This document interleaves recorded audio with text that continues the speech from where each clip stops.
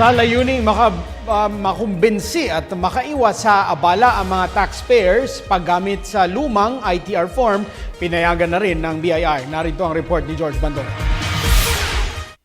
Pinayagan pa rin ng Bureau of Internal Revenue ang paggamit ng mga lumang ITR forms, pero paliwanag ng BIR, kailangan baguhin ito at isalin sa bagong form labas nitong nakarang buwan ng Marso.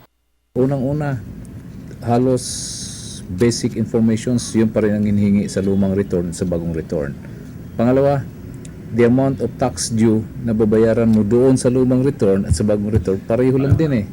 So, there's no reason ba't hindi natin tanggapin yun. Tinanggap natin yun. So sir, kailangan pa rin nilang i-file yung amended dun sa... Yung bagong form. Bagong form. Oh. Kahit nalagpas na dito sa deadline. Oh, walang problema yun. At no extra cost. Oh. Walang problema yun.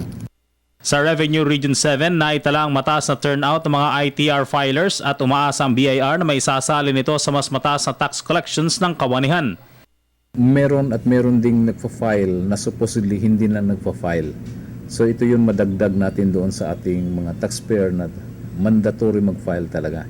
So masasabi natin na pwedeng mas tumaas pa ngayon dahil dito sa mga bagong... Posible. Sa pagtatapos ng deadline ng taunang income tax filing campaign, sisimulan na rin daw ng BIR ang profiling ng mga professionals, lalo na yung mga gumaganap ng dalawang propesyon tulad ng mga doktor at abogado. We will take a look sa tinitingnan namin. After this filing, ipoprofile namin ang mga tax filers namin as to what industry ang karamihan magpa-file. At along with that, masasapol na rin natin yung mga professionals na doctors, lawyers, medicine, so on and so forth. Doon natin makikita. Para sa Telebisyon ng Bayan, George Bando.